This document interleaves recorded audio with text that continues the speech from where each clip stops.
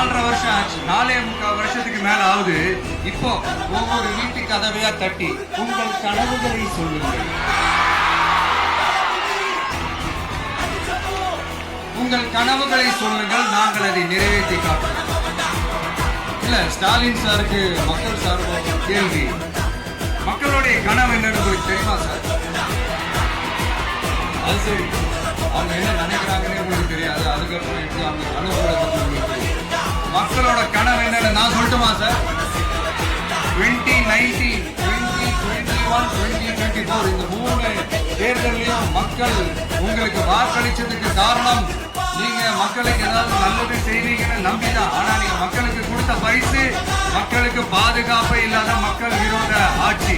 அந்த மக்கள் விரோத ஆட்சியை அகற்றிட்டு அந்த இடத்தில் தமிழக வெற்றி கழகத்தை ஆட்சி பீடத்தில் அமைக்கணும் அப்படின்றதுதான் மக்களுடைய ஒரே